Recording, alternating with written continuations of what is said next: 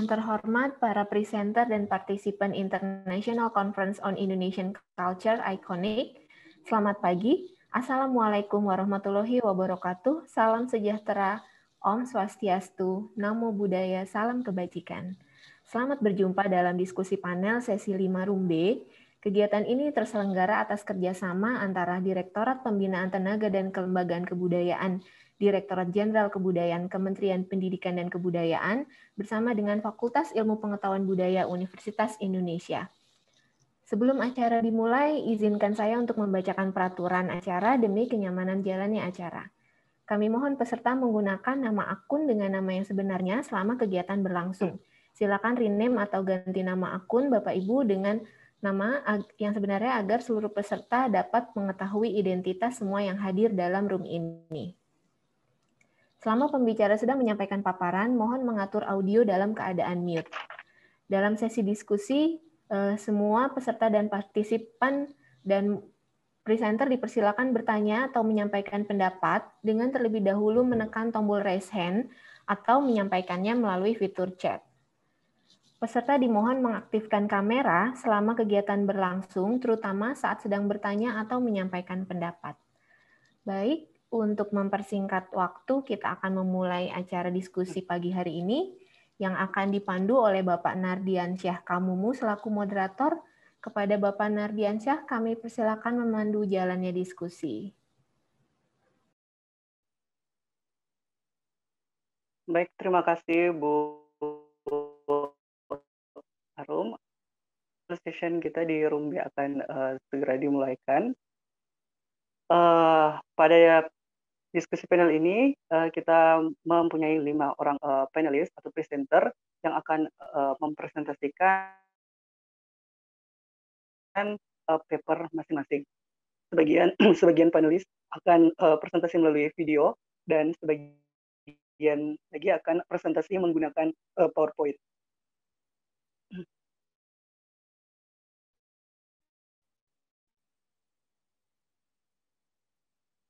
Ya, kepada para presenter atau panelis diberikan waktu kurang lebih 10 menit untuk memaparkan papernya masing-masing. Dan di sini ada para panelis. Yang pertama ada Ibu Neilia Kamal, kemudian ada Pak Arfan Habibi, kemudian ada Ibu Lia Dewi Anggraini, kemudian Ibu Indah Nur Zahra, dan yang terakhir saya sendiri, Nardiansyah Kamumu.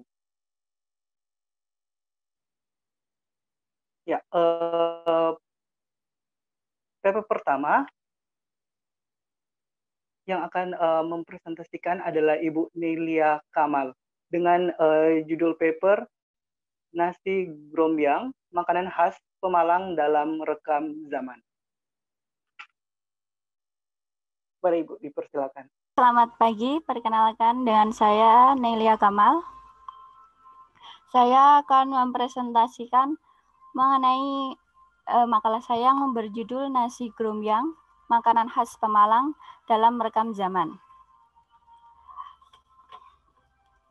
Latar belakang dan permasalahan dunia perkuliner di Indonesia dewasa ini semakin semarak dengan munculnya karya-karya terbaru dalam bidang sejarah. Namun dalam hal ini, kuliner tidak sekedar terkait dengan aktivitas memasak dan masak-memasak secara fisik. Akan tetapi juga menyangkut bagaimana latar belakang sejarah, perkembangan yang terjadi hingga pengaruhnya terhadap kehidupan sosial masyarakat. Pembahasan tersebut penting untuk dibahas karena terciptanya suatu makanan didasari oleh berbagai faktor yang menjadikan makanan seringkali terikat dengan identitas daerah, masyarakat, dan budaya. Di masa dewasa ini, banyak sekali pembahasan sejarah dalam bidang kuliner. Akan tetapi pembahasan sejarah kuliner masih didominasi oleh tradisi kuliner yang digaungkan oleh orang-orang besar atau terkenal. Misalnya saja Ritz Tafel, yang lebih lekat dengan makanan bangsa Belanda atau Indo-Belanda, dan makanan lainnya yang diproduksi oleh bangsawan atau pejabat birokrat. Selain itu, seringkali lingkup pembahasan belum menjangkau daerah-daerah yang kurang populer serta belum menyertakan peran serta orang kecil atau wong cilik. Salah satunya terdapat makanan lokal atau khas daerah yang belum dijelaskan secara historis. Salah satunya adalah nasi grombyang khas Pemalang. Dalam artikel ini akan membahas mengenai perkembangan nasi grombyang sebagai makanan khas Pemalang dari awal kemunculan hingga saat ini. Secara historis, nasi grombyang sudah ada sejak tahun 1950. Namun, bagaimana penyajian dan penjualannya dengan yang ada saat ini itu berbeda. Untuk pedagang tertua di saat ini adalah Bapak Warso dan Bapak Waridin yang sudah berjualan sejak tahun 1978. Namun kedua orang tersebut sudah berjualan dari awal tahun 97-an dengan cara berkeliling. Pak Warso sendiri merupakan generasi ketiga dalam keluarganya yang membuat dan berdagang nasi grombyang. Penyebutan nasi grombyang ini merupakan istilah dari grombyang-grombyang atau bergoyang-goyang karena cara penyajiannya yang didominasi oleh kuah yang lebih banyak dibandingkan dengan isiannya, yaitu nasi dan daging. Nasi grombyang ini secara bentuk atau fisiknya itu emang seperti soto, ya, bentuk nasi, ada daun bawang dan diberi kuah pekat coklat karena emang kuahnya dengan bumbu-bumbu rempah yang dicampur dengan keluak seperti rawon. Pada awalnya pedagang menjajakan nasi grombyang secara berkeliling dengan kuali besar berbalut kain merah dan menggunakan penerangan lampu teplok. Sehingga pada zaman dahulu, pada awal kemunculannya nasi grombyang, para penjualnya itu berkeliling dan para pembelinya itu langsung makan di tempat,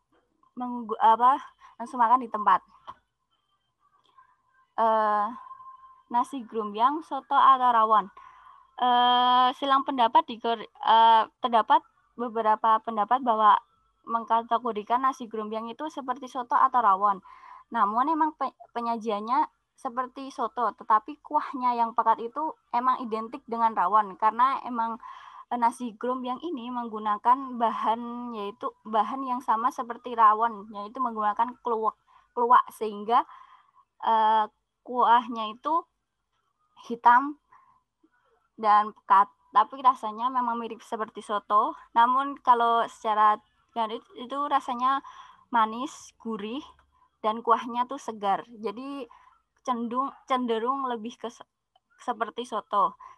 Dalam surat kabar Jambi Express terbitan 11 Oktober 2019, nasi grombyang pun dikategorikan sebagai soto bersama dengan empal gentong, coto Mangkasara, soto tangkar, dan jenis soto lainnya yang tersebar di Indonesia. Dalam peraturan daerah Kabupaten Malang nomor 2 tahun 2016 pun menyebutkan bahwa nasi grombyang itu merupakan makanan khas Pemalang bersama sate loso, apem comal, dan kue kamir. Namun emang nasi grombyang itu lebih terkenal dengan nasi grombyang, bukan soto grombyang. Beginilah penampakannya nasi grombyang. Disajikan dengan mangkuk kecil seperti soto kudus dengan nasi dan irisan daging yang agak sedikit besar-besar dan taburan daun bawang.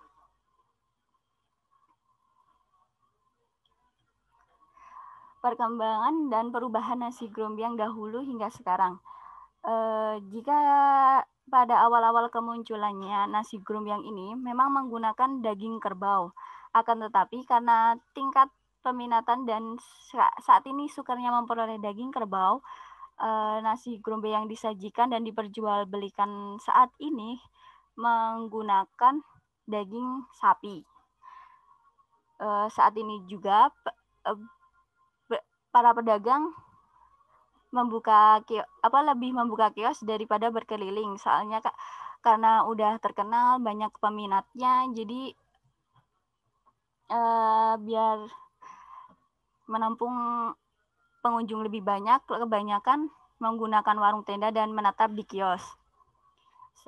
Saat ini juga nasi grombyang tidak hanya ada di Pemalang, namun juga terdapat di kota lain seperti Pekalongan dan Semarang.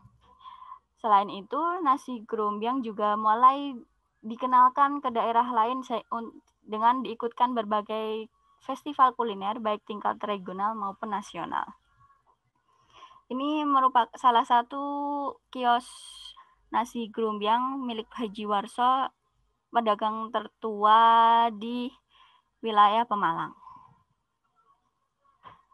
Kesimpulannya, nasi grombyang mengalami perkembangan dalam aspek penyajian dan penjualan. Perkembangan dan perubahan ini cenderung lambat dalam rentang tahun 1950-an hingga 2020. Unsur yang mempengaruhi perkembangan nasi grombyang adalah pertama, ketersediaan bahan baku daging kerbau yang semakin langka yang menyebabkan pergeseran atau perubahan dari bahan baku utama daging kerbau menjadi daging sapi. Yang kedua, perubahan karena semakin tingginya minat masyarakat menjadikan pedagang grombyang lebih memilih membuka kios atau menempati tempat tetap yang dapat menampung banyak pelanggan. Yang ketiga, karena faktor kebutuhan dan efisiensi sehingga beberapa unsur yang ada dalam awal kemunculan nasi grombyang mulai ditinggalkan seperti penggunaan lampu teplok dan kursi kecil khas pedagang kecil di zaman dahulu. Demikian presentasi yang dapat saya sampaikan. Saya kembalikan kepada moderator. Terima kasih.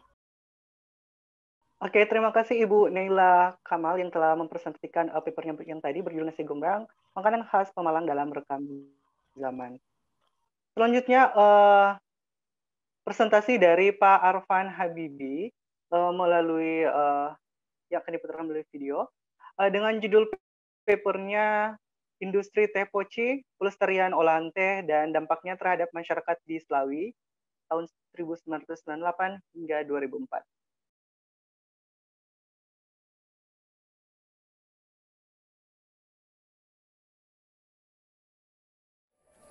Assalamualaikum warahmatullahi wabarakatuh. Salam sejahtera bagi kita semua. Terima kasih kepada panitia ikonik dan teman-teman peserta konferensi hari ini yang berbahagia, yang berikan kesempatan kepada saya. Saya akan presentasikan penelitian saya yang berjudul Teh sebagai industri yang cukup besar di Indonesia, dari mulai perkebunannya sampai pengelolaan industrinya, sangat menjadi salah satu faktor terpenting komoditi ekspor di Indonesia. Nah, berkaitan dalam hal ini, perkebunan teh yang berawal pertama kali di Bogor pada masa Hindia Belanda menjadi salah satu awalan bagi perkembangan perkebunan teh itu sendiri. Nah, hal ini berkembang ketika pada masa itu sampai pada pengelolaannya, yakni industri teh. Salah satunya berkembang di kota Slawi, salah satu wilayah kecamatan yang menjadi kota di Kabupaten Tegal. Nah, di kota Slawi ini berbagai macam industri teh seperti teh poci, buatang, kemudian teh gopek, kemudian industri teh lainnya berkembang pesat dari tahun 1940-an yang pada waktu itu oleh generasi keturunan etnis Tionghoa. Nah, dari sinilah industri teh di kota Slawi sangat pesat. Kemudian pada masa penjajahan atau pendudukan Jepang mengalami penurunan dan penghambatan mengenai proses industri ini di pasaran. Namun menjelang pada tahun 1998 juga terjadi fenomena krisis Asia yang berdampak bagi Indonesia. Hal ini juga memunculkan krisis Asia yang berdampak terhadap ekonomi dan kerusuhan Mei 1998. Hal inilah yang menyebabkan etnis Tionghoa khususnya di Indonesia sangat terpinggirkan dan diskriminasi terhadap minoritas. Di Tegal sendiri, kemudian pasca 1998, khususnya ketika pada Presiden B.J. Habibie, ekonomi kembali mulai pulih. Salah satunya adalah mengenai industri teh poci. Nah, hal ini Inilah yang menyebabkan fenomena bahwa perkembangan industri teh poci menarik untuk diteliti. Lalu apa saja yang akan diteliti oleh peneliti untuk mengetahui perkembangan teh poci di kota Selawi ini? Berikut beberapa latar belakang masalah yang akan ditarik rumusan masalahnya sebagai berikut. Selanjutnya, metode penelitian. Dalam penelitian ini menggunakan metode penelitian sejarah, di mana beberapa tahapannya yakni heuristik, kemudian kritik, interpretasi, dan historiografi. Di dalam heuristik ini mencoba mencari sumber yang berkaitan mengenai industri teh poci. Namun, peneliti sangat terbatas dalam mencari arsip karena di kondisi pandemi seperti ini mencari sumber-sumber terkait sangatlah terbatas dan beberapa arsip dari tahun 1940-an sampai 1968 hingga tahun 2004 sekarang dan seterusnya menjelang tahun 2020 sangat sedikit mengenai arsip industri teh poci ini, sehingga peneliti terbatas menggunakan arsip-arsip yang difasilitasi website dari industri terkait. Kemudian tahap selanjutnya yakni menuju kritik dan melalui tahap interpretasi selanjutnya, dan yang terakhir yakni historiografi pada penulisan penelitian. Selanjutnya yakni memasuki pembahasan. Yang pertama, awal berdirinya industri teh poci Selawi. Pada tahun 1940, pada waktu itu Sosrowijoyo, pendiri utama dari merek teh cap botol, berkembang. Nah, pada tahun ini juga tidak hanya teh cap botol yang berkembang. Beberapa teh lainnya mulai merambah di wilayah Kecamatan Selawi dan sekitarnya di Kabupaten Tegal. Nah, generasi pertama Sosrowijoyo melahirkan generasi yang kedua. Dari generasi kedua ini melahirkan industri-industri teh di wilayah Selawi seperti teh cap poci atau yang dimiliki oleh sekarang PT Gunung Slamet. Hal ini juga memberikan dampak positif di wilayah sekitar, khususnya bagi generasi etnis Tionghoa yang memiliki daya tarik untuk mengelola industri teh poci. Tidak hanya itu, di sekitarnya seperti industri teh Buatang yang berdiri bersamaan sekitar 1942, kemudian teh Gopek sekitar tahun 1942 juga, dan beberapa industri lain yang ada di wilayah Selawi, Adiwerna dan sekitarnya. Inilah yang menyebabkan perkembangannya sangat pesat, khususnya teh poci Selawi yang saat ini dipegang oleh PT Gunung Slamet. Kondisi inilah yang menyebabkan kemajuan pesat bidang industri teh, khususnya teh poci Selawi. Selanjutnya yakni perkembangan industri teh poci di Selawi 1998 sampai hingga tahun 1960-an sampai 1970-an. Sugiharto Sosrojoyo dan keluarganya hijrah ke Jakarta. Bermodal ilmu yang didapatkan mengenai olahan industri teh poci ini, berkembang menjadi Sosro Group yang berada di wilayah Jawa Barat, dan dibangunlah beberapa industrinya. Dari inilah berkembang, bahkan hingga tahun 2004 ini lahir dari Sosrojoyo menghasilkan olahan industri teh yang memiliki nilai yang cukup tinggi bagi ekspor industri teh ini, khususnya di Indonesia. Selanjutnya mengenai pengaruh industri teh poci terhadap kehidupan masyarakat Selawi dan sekitarnya. Berkaitan dalam hal ini, khususnya bidang sosial. Sejak masa kolonial hingga masa sekarang, industri teh poci sangat berdampak terhadap sosial masyarakat di wilayah Selawi mengenai olahan industri teh ini. Kemudian di bidang ekonomi, pastinya memberikan dampak bagi masyarakat sekitar dengan adanya lapangan pekerjaan di industri tepoci tersebut, khususnya di PT Bundaran.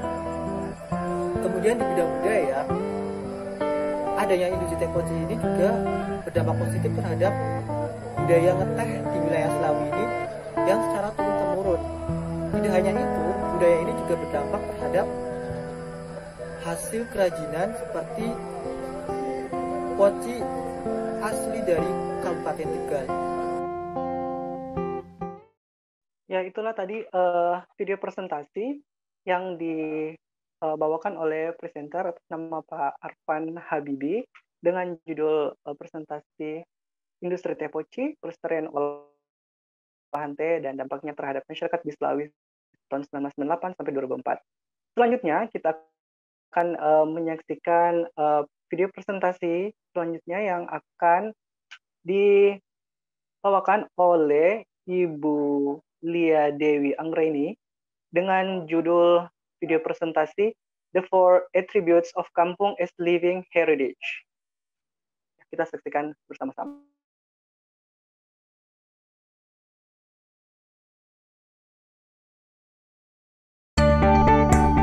My name is Lia Dewi Anggraini. I am a lecturer at Department of Architecture Interior in Universitas Ciputra, Surabaya, Indonesia. I would like to present my paper titled The Four Attributes of Kampung as Living Heritage. As we know, kampung is a very familiar urban settlement in Indonesia.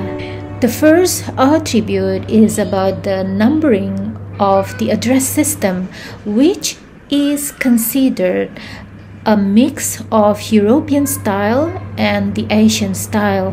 The European style was introduced by the colonial government, and the Asian style was introduced by the Japanese colonial government. So until today, we have the numbering and address system of a mix from the street names with a number based on the position, the location of the buildings from one end of the street. The first attribute is the numbering and the address system, which is very unique because it's mix between the European style, which was introduced by the colonial government, and the Asian style, which is introduced by the Japanese government during the colonial era. This mix is still used until today in Indonesia in many urban areas. The number of the buildings and the name of the streets, plus the RT, RW, and kecamatan, kabupaten, or kotamadya. The second attribute is about the existence of gates and guard posts. Both of these features are very unique to Indonesia because it is kind of expression of the pride of the residents, especially during the Independence Day on August 17th every year.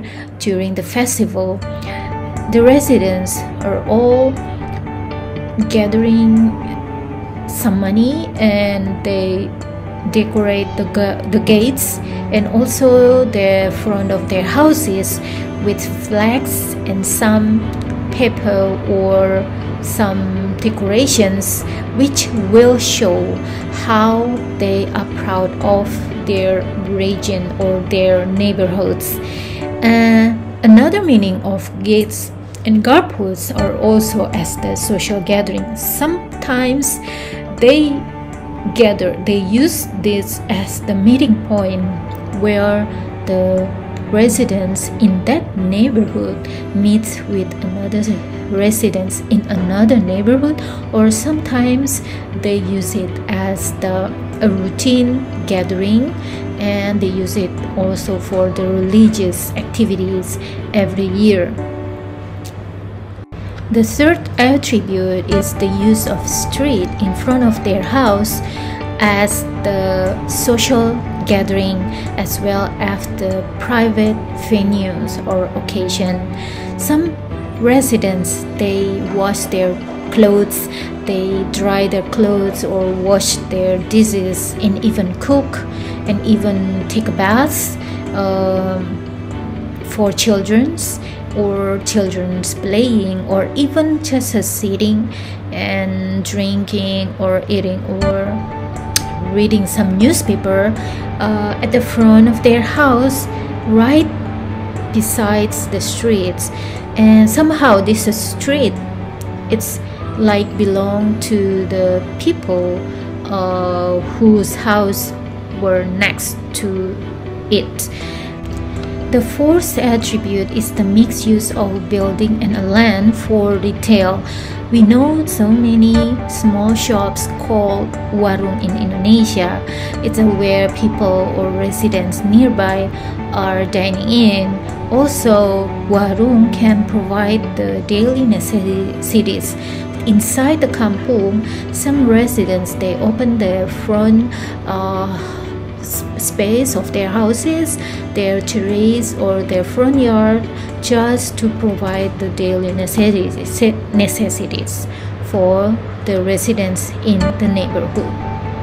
As a conclusion, these four attributes of kampung will serve well kampung as the living heritage because it's basically not the physical built environment, but the activity of the resident will determine the function of the physical attributes. So we can see the meaning behind kampung as the heritage is very important and determine it as having a sustainable value. Thank you so much and good afternoon. Bye-bye.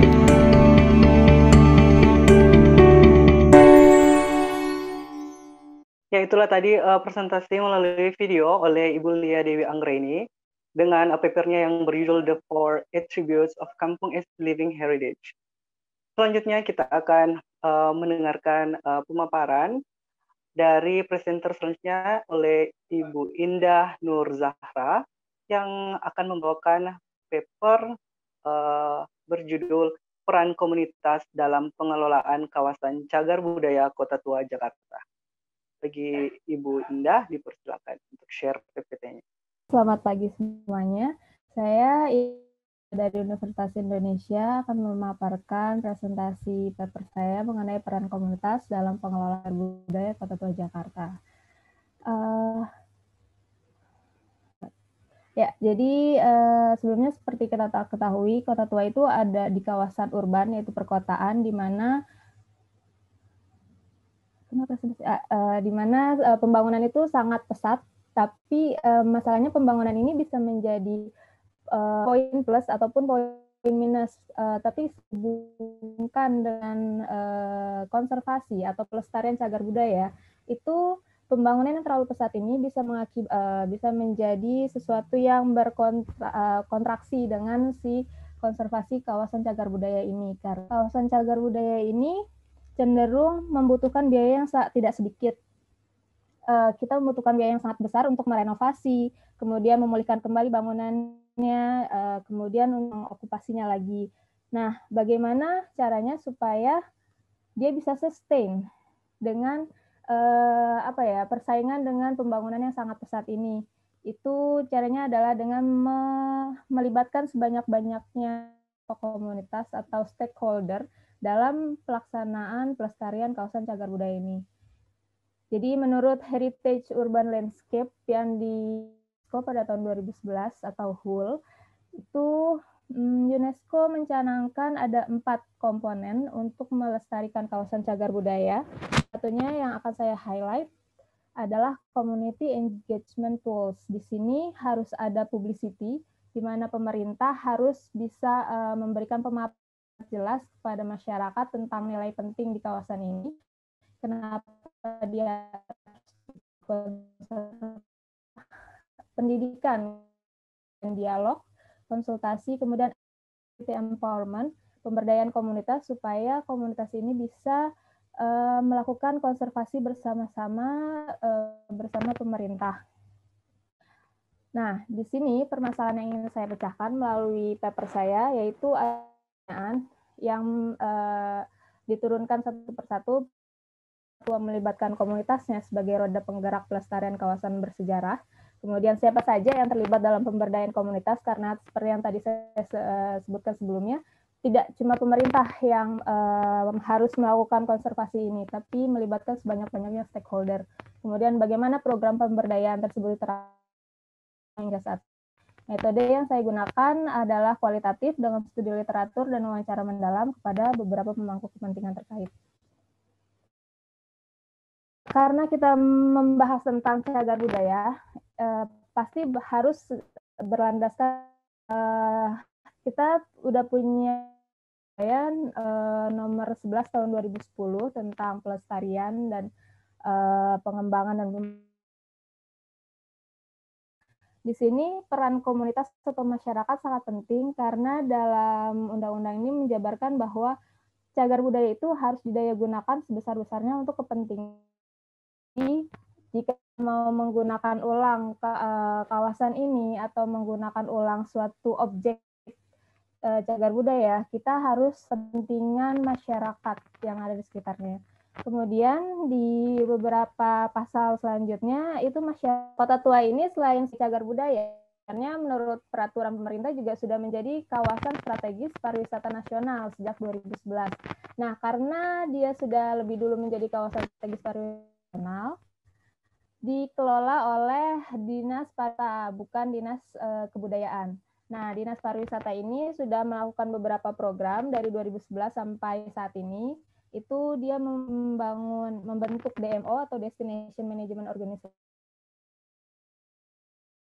UNWTO, lebih mengutamakan pemberdayaan komunitas dalam pengelolaan kawasan pariwisata. Dia membentuk local working group. Ini local working group ini sebenarnya adalah Kota Tua. Mereka mencoba caranya untuk membangun Kota Tua menjadi lebih terarah pembangunannya, nggak cuma serampangan seperti yang kita. Kota Tua itu banyak seniman-seniman Kota Tua yang asal aja menunjukkan pertunjukannya, nggak ada nilai value yang berkaitan dengan Kota Tua atau sejarah Kota Tua sendiri. Nah, dengan dibentuknya ini mereka coba untuk membangun brand untuk Kota Tua sendiri sih. Seni seperti apa, kebudayaan seperti apa yang harus ditunjukkan di kota, seperti apa yang layak dan tidak layak untuk ditunjukkan di Kota Tua. Kemudian ini program pemberdayaan komunitas dari pemerintah seperti yang bisa kita lihat di sebelah kiri saya itu lebih jadi pemerintah Dinas Pariwisata mencoba mengedukasi dinas-dinas yang lain. Kemudian kalau yang sebelah kanan itu lebih ke pemberdayaan. Nah, kemudian selain pemerintah, ada juga pemberdayaan komunitas dari lembaga non-pemerintah. Saat ini yang saya teliti ada satu kegiatan muda kreatif dari UNESCO dan City Foundation. Itu mereka mencoba untuk merebrand si seniman-seniman yang tadi sudah di PG untuk supaya mereka bisa naik kelas.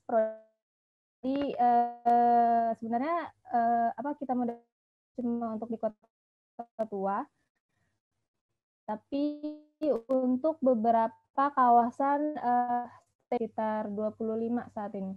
Kemudian ini programnya berbeda sekali sama program pemerintah yang tadi yang lebih ke teknis, seminar, edukasi.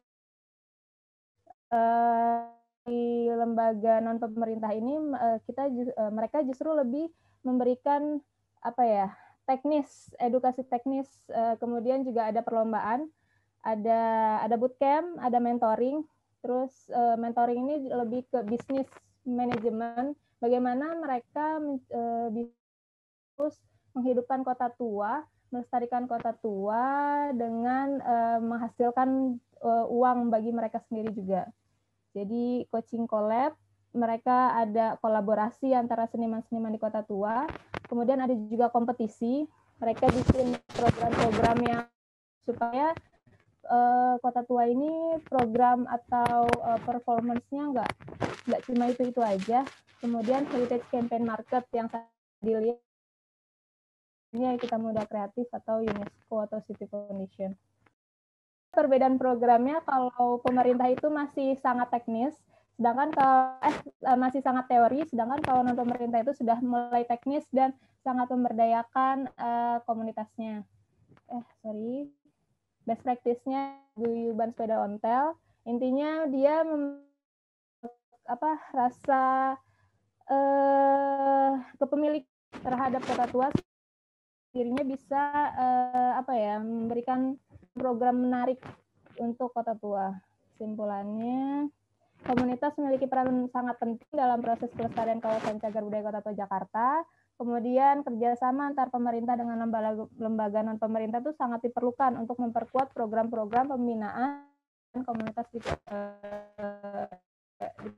Tua Jakarta.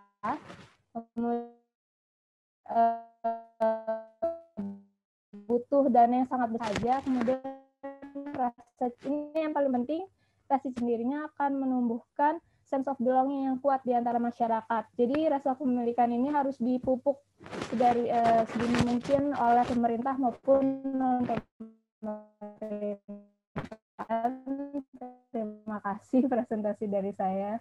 Terima kasih Bu Indah Nur Zahra atas presentasi tadi dengan judul paper yang menarik, peran komunitas dalam pengelolaan kawasan cagar budaya Kota Tua Jakarta.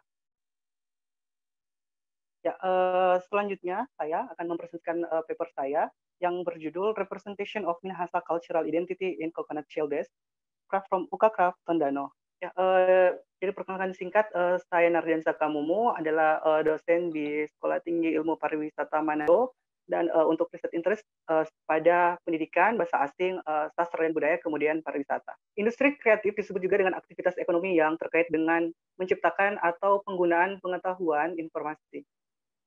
Industri kreatif itu sendiri di Indonesia biasa disebut juga dengan industri budaya atau ekonomi kreatif. Industri kreatif tercipta dari pemanfaatan serta keterampilan yang dimiliki oleh setiap individu untuk bisa membuat lapangan pekerjaan baru dan juga bisa menciptakan kesejahteraan di daerah.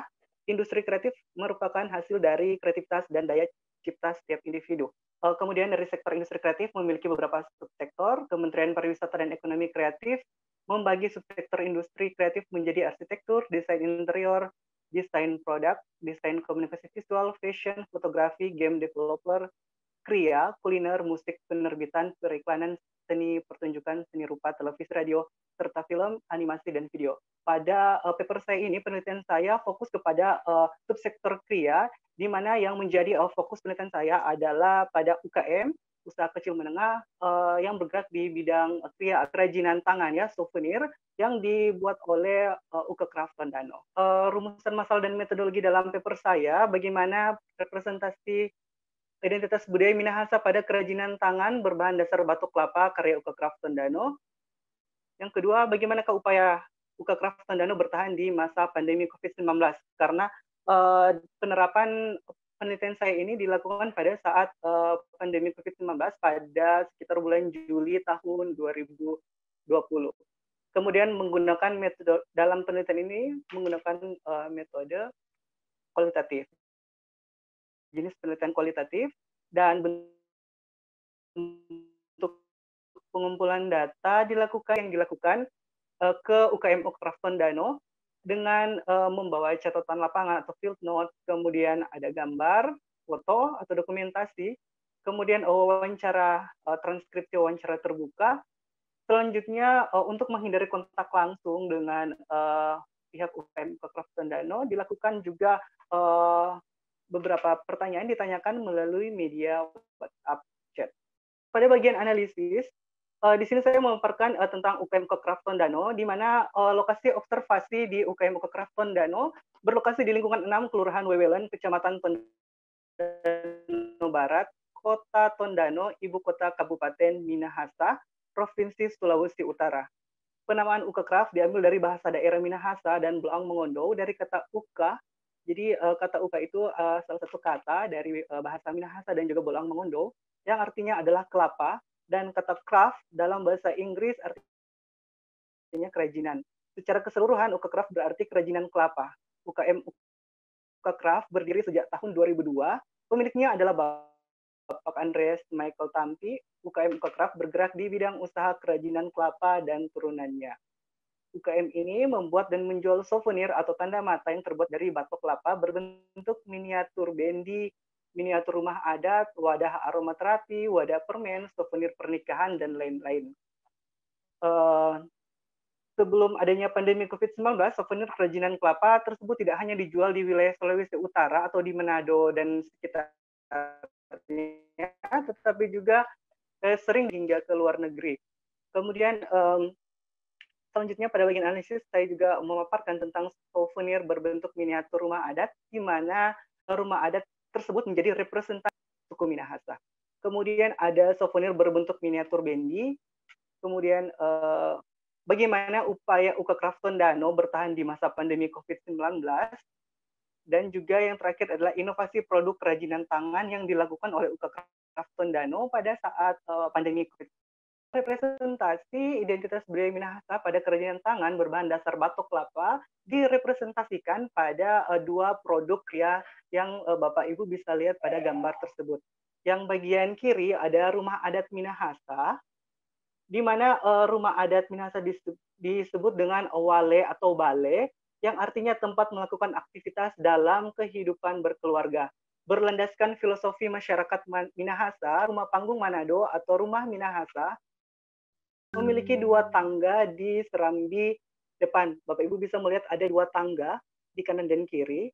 Tangga di kiri dan kanan bagian depan rumah itu berperan khusus saat terjadinya pinangan, proses pinangan secara adat. Pihak lelaki yang hendak meminang si gadis yang tinggal di rumah itu harus masuk ke rumah dengan menaiki tangga yang kiri. Jika kita melihat keluarga si lelaki keluar dari rumah dengan menuruni tangga yang kanan, itu artinya pinangan mereka diterima oleh tuan rumah. Sebaliknya, jika mereka turun melewati tangga yang kiri lagi, yang mereka pakai untuk naik ke rumah panggung itu, artinya pinangan mereka ditolak pihak keluarga. Kemudian melalui website Warisan Budaya Takbenda, Kementerian Pendidikan dan Kebudayaan, Direktorat Jenderal Kebudayaan, memberikan ulasan bahwa rumah adat Minahasa atau disebut juga wale, merupakan rumah adat daerah Minahasa yang terdiri dari dua bagian. Bagian atas sebagai tempat tinggal dan bagian bawah disebut kolong. Jadi masyarakat Manado sering menyebutnya dengan kolong, berfungsi sebagai tempat penyimpanan hasil pertanian dan peralatan pertanian. Rumah adat Minahasa merupakan rumah panggung yang rannya terdapat balok-balok yang tidak boleh disambung. Seluruh komponen rumah dibuat dari bahan kayu. Rumah adat Minahasa memiliki dua buah tangga, letaknya di sisi kiri dan kanan. Konon dua buah tangga tersebut dimaksudkan untuk mengusir roh jahat. Jadi kalau ada roh jahat yang naik dari salah satu tangga, maka ia akan kembali turun di tangga sebelahnya. Kalau Bapak dan Ibu bisa melihat di gambar rumah adat tersebut, jadi ini adalah souvenirnya. Ya, kemudian di sampingnya adalah bendi. Itu untuk representasinya adalah digambarkan pada dua jenis kriya, rumah adat, rumah panggung, kemudian dengan bendi yang merupakan alat tradisional yang hingga saat ini masih digunakan di Minahasa itu sendiri. Bendi seperti delman kalau mungkin untuk di daerah Jawa.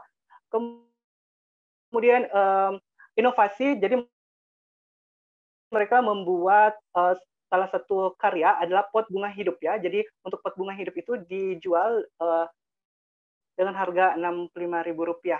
Jadi ini saya juga memberikan promosi selain paper, juga di dalam paper saya ini saya mencantumkan berupa gambar, juga ada harga-harganya, jadi untuk promosi kepada Bapak Ibu sekalian. Mungkin ada yang tertarik untuk membeli hasil karya dari Uka Craft Tondano. Terima kasih. Itulah tadi pemaparan dari para peserta presenter dan juga panelis. Selanjutnya saya membuka sesi question and answer. Jadi bagi audiens ataupun dari master yang mempunyai pertanyaan yang ditujukan bisa juga ditujukan kepada presenter lainnya. Silakan untuk mengajukan pertanyaan. Saya Arfan Habibi, baru saja lulus dari S1 Ilmu Sejarah Universitas Negeri Semarang. Pada kesempatan kali ini, saya tertarik sekali dengan penelitian Bapak Ibu bahwa khususnya mengenai budaya ya. Dalam hal ini saya juga ingin bertanya kepada yang pertama itu Bu Nela. Nela, pertanyaannya, ada nggak sih Bu percampuran budaya dari nasi grombyang ini, khususnya di Pemalang? Kalau kita lihat, terkadang makanan itu biasanya ada percampuran. Kalau di Tegal itu ada namanya soto babat. Kemudian di Cirebon juga ada, di kawasan Pantura itu banyak sekali. Nah, adakah percampuran antar etnis atau dan sebagainya? Karena yang kita tahu kadang makanan-makanan di Indonesia itu ada pengaruh budaya Eropa, Chinese, dan pribumi di masa kolonial yang berdampak pada pasca kemerdekaan. Itu yang pertama, pertanyaan untuk Bu Nela, khususnya mengenai nasi grombyang, percampuran budaya. Kemudian saya juga tertarik, satu pertanyaan lagi untuk Bu Indah, yang dalam hal ini komunitas dan cagar budaya Kota Tua di Jakarta atau di Batavia pada masa itu. Nah, pertanyaan untuk Bu Indah, apa sih yang membuat eksistensi komunitas untuk melestarikan cagar budaya di Jakarta ini yang saya lihat patut ditiru, sedangkan di kota-kota lain itu masih sangat minim, bahkan khususnya di Jawa Tengah itu masih sangat sedikit yang peduli terhadap bangunan-bangunan cagar budaya yang bahkan tidak terselamatkan. Yang saya alami di wilayah saya sendiri, bangunan bioskop yang seharusnya itu masuk cagar budaya, namun karena tidak didukung dengan penguatan Undang-Undang Nomor 11 Tahun 2010 tentang cagar budaya, akhirnya bangunan itu dirobohkan atas dasar kepemilikan swasta, yang harusnya pemerintah tahu bahwa itu adalah bangunan kuno yang harusnya didukung menjadi cagar budaya. Apa yang membuat komunitas khususnya di Jakarta itu kuat? Mungkin itu saja. Terima kasih. Ya, terima kasih Pak Arfan Habibi atas dua pertanyaan yang ditujukan kepada Bu Nela yang pertama, kemudian yang pertanyaan kedua ditujukan kepada Bu Indah. Mungkin bisa langsung ditanggapi oleh Bu Nela untuk pertanyaan Pak Arfan yang pertama. Terima kasih kepada Saudara Arfan Habibi atas pertanyaannya. Perkenalkan, saya memberi penjelasan sedikit. Ya, pertanyaan apakah adanya percampuran nasi grombyang dengan kebudayaan yang lain? Secara sederhana, pastinya ada percampuran nasi grombyang dengan kebudayaan lain. Karena nasi grombyang sendiri itu kan lebih condong seperti soto. Karena soto sendiri merupakan makanan percampuran dari Cina dan daerah lainnya. Namun sejauh ini belum ditemukan adanya penjelasan mengenai percampuran nasi grombyang dengan kebudayaan lain, karena keterbatasan literatur dan yang saya dapatkan, sedikit penjelasan ini yang bisa saya berikan.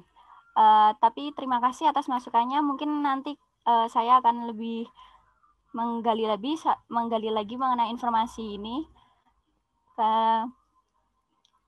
Itu saja yang dapat saya sampaikan. Terima kasih.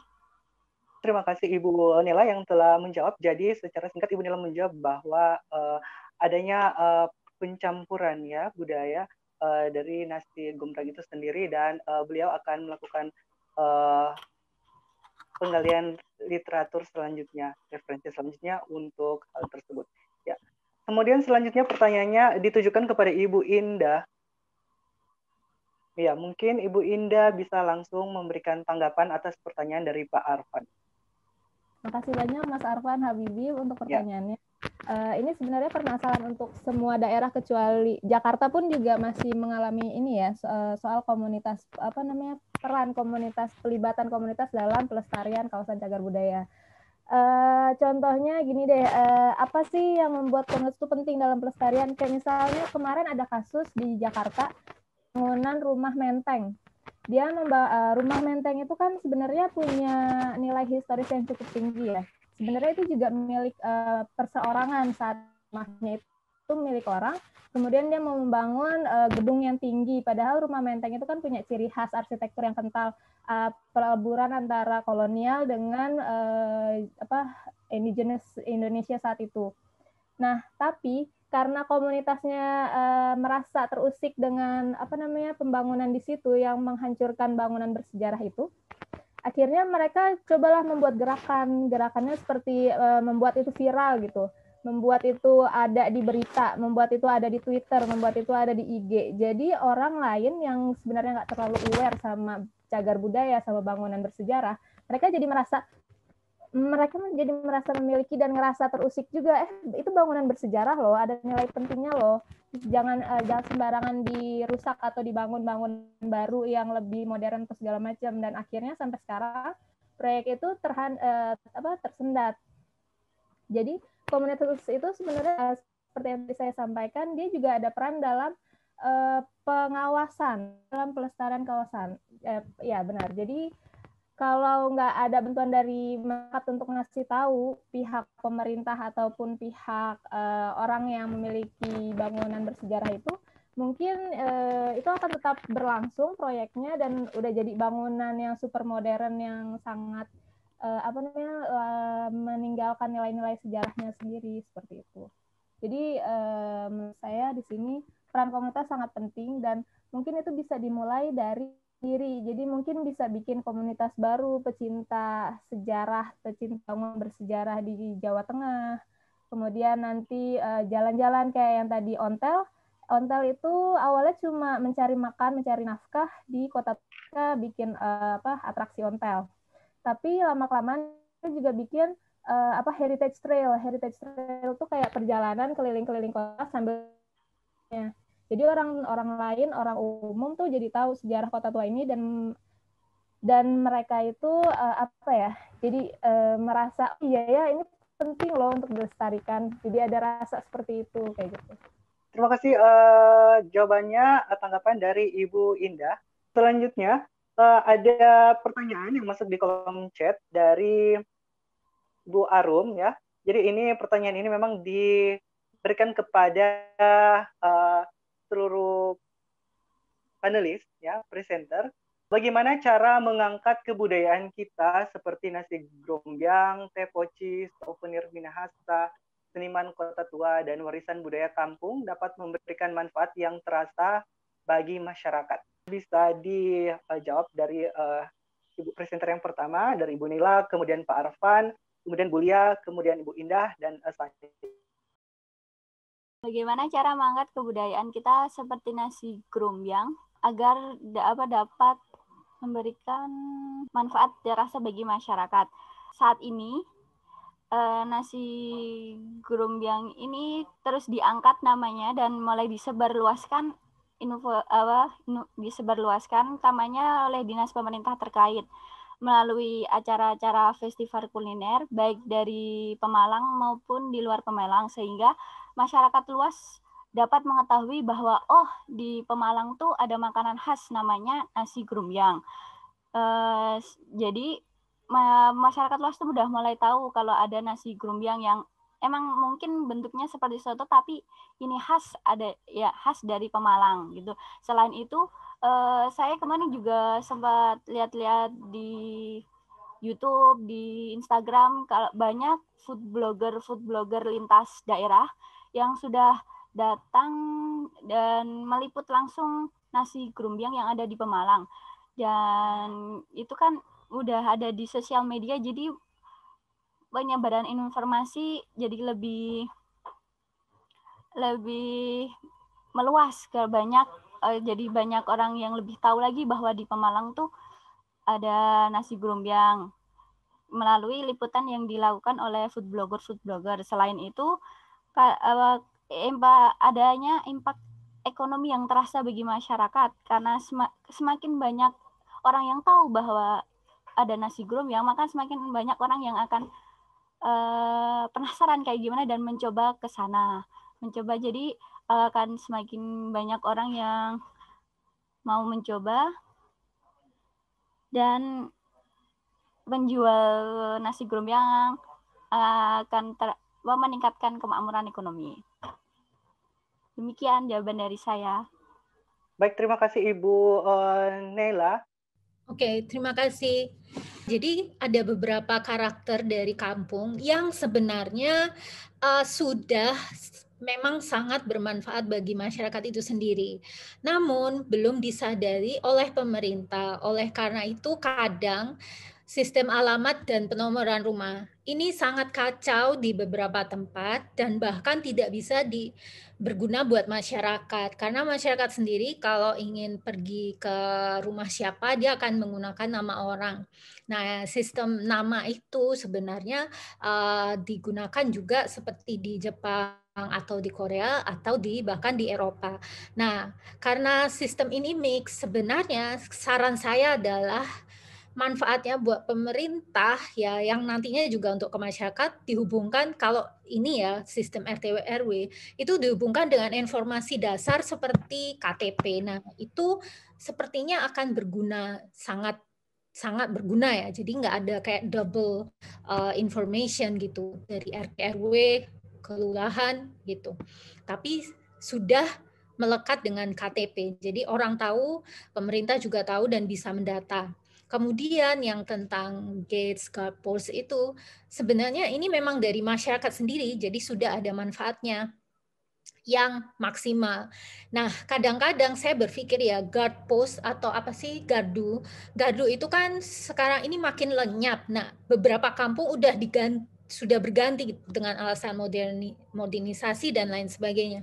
Nah, menurut saya sesuatu yang memang sudah menjadi sistem di masyarakat itu bisa kita manfaatkan misalnya dalam bentuk desain yang lebih baik dan bisa diintegrasikan misalnya dengan sistem transportasi lokal. Nah, ini yang kita mungkin belum kepikiran gitu. Kemudian tentang jalan gitu ya, jalan ini memang nggak bisa diapa-apain ya, karena masyarakat Indonesia itu masyarakat sosial, udah terkenal seperti itu. Jadi kegiatan sosial masyarakat itu sangat tinggi frekuensinya dan juga ukurannya ya, skalanya. Jadi kalau menggunakan jalan itu memang udah dan ini bisa dimanfaatkan ya, sangat mudah di Indonesia, misalnya buka warung gitu langsung dia jadi gitu ya. Nah, ini oleh pemerintah sebenarnya sudah dimanfaatkan seperti yang gambar kanan bawah itu di Kampung Maspati di Surabaya yang memang termasuk dalam kampung heritage, itu sudah jalan tuh memang dibikin kayak ya udah tempat bermain anak-anak gitu ya, bahkan turis-turis itu yang datang ke situ langsung di-guide mereka untuk nyoba yuk permainan kayak gini gitu, dan itu sangat-sangat menarik. Oke, terus yang terakhir tentang mixed building land use, itu juga peran pemerintah sebenarnya dan masyarakat ini sebenarnya sudah manfaatnya sudah ada di masyarakat. Jadi kalau kita tinggal di kampung atau perumahan lah ya yang kecil, dalam jarak berapa meter kita sudah ketemu warung. Nah, ini sebenarnya sudah self sustainability, terus ya inklusif ya, ini sudah sesuai dengan Sustainable Development Goal-nya yang Indonesia punya gitu. Jadi saya rasa ini manfaatnya sudah sangat terasa, cuma perlu integrasi dengan pemerintah mungkin ya. Maksudnya pemerintah itu bukan sesuatu yang formal aja, tapi maksudnya siapapun yang bisa memanfaatkan sistem kampung yang seperti ini untuk untuk governmental gitu. Oke, terima kasih, itu aja. Ya, terima kasih Bu Lia. Ya, Pak Arfan, ya silakan menanggapi tadi pertanyaannya. Kalau untuk bagaimana cara mengenalkan ya, khususnya bagi teh ini, yang kita tahu teh di pasaran ini seperti contohnya teh dalam kemasan ya, teh gopek, teh poci dan sebagainya. Bahkan saat ini sudah mengalami perkembangan zaman menjadi teh botol. Yang kita tahu di minimarket atau di tempat-tempat makan ada teh botol sosro. Nah, ini salah satu cara kita mengangkatnya adalah dengan membeli produk lokal. Karena apa? Faktanya pada tahun 2002 industri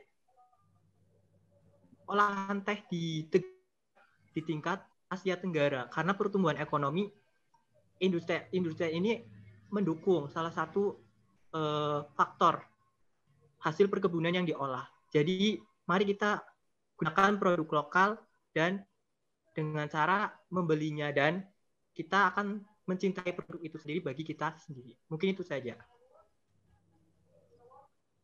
Ya, terima kasih Pak Arfan atas tanggapan jawaban dari pertanyaan Bu Arum. Ya, selanjutnya untuk dari saya yang representasi nilai budaya pada kerajinan tangan. Jadi kita lebih mempromosikan upaya promosi. Terlebih ini adalah masa pandemi, kemudian masuk ke new normal, dan sektor pariwisata memang benar-benar merasakan dampaknya. Terjadi penurunan kedatangan tamu-tamu domestik maupun internasional. Jadi sepat mungkin kita memberdayakan media sosial untuk promosi melalui media sosial, melalui website dan UKA Craft Tondano juga sedang mempersiapkan website mereka untuk digunakan sebagai upaya untuk promosi pariwisata. Terima kasih. Dan saya ucapkan terima kasih. Saya moderator mengucapkan terima kasih kepada Bapak Ibu presenter sekaligus panelis yang telah mempresentasikan papernya yang sangat menarik sekali, dan mendapatkan ilmu bagi kita semua. Semoga hasil presentasi yang makalah Bapak Ibu, paper masing-masing membawa kebermanfaatan bagi kita semua. Terima kasih saya ucapkan kepada para presenter, panelis, dan juga kepada para audiens semua. Ya, diberikan kesempatan kepada Ibu Arum sebagai MC untuk melanjutkan. Terima kasih. Ya, terima kasih kepada Bapak Moderator, para presenter, dan partisipan. Sampai berjumpa kembali. Wassalamualaikum warahmatullahi wabarakatuh. Salam sejahtera, Om, Santi, Santi, Santi, Om, Namo Buddhaya, salam kebajikan.